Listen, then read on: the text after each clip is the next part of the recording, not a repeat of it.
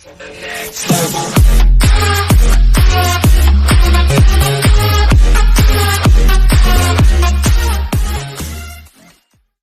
Nazis to hippies, end of the road for Volkswagen Beetle.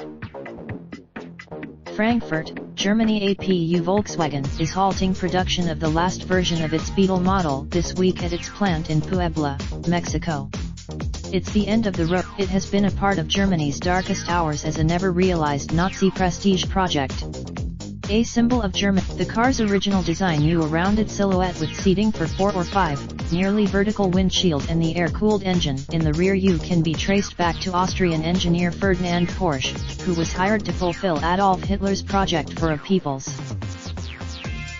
Aspects of the car bore similarities to the Tatra T97, made in Czechoslovakia in 1937, and to sketches by Hungarian engineer Bela Baranyi published in 1934.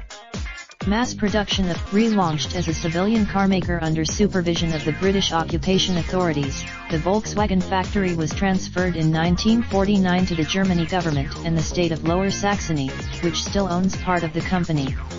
By 1950, the United States became Volkswagen's most important foreign market, peaking at 563,522 cars in 1968, or 40% of production. Unconventional, unlike production at Wolfsburg ended in 1978 as newer front-drive models like the Golf took over.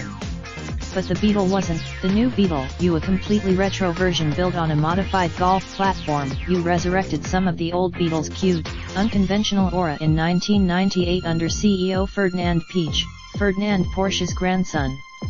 In 2012, the end of the Beetle comes at a turning point for Volkswagen as it rebounds from a scandal over cars rigged to cheat on diesel emissions tests. The company is geared. The last of 5,961 final edition versions of the Beetle is headed for a museum after ceremonies in Puebla on July 10 to mark the end of production. AP photo blog about the last Volkswagen Beetle. Raindrop, drop top, smoking, no cooking the hot pot. Fucking on your bitch, yeah, that. Looking up, open the park,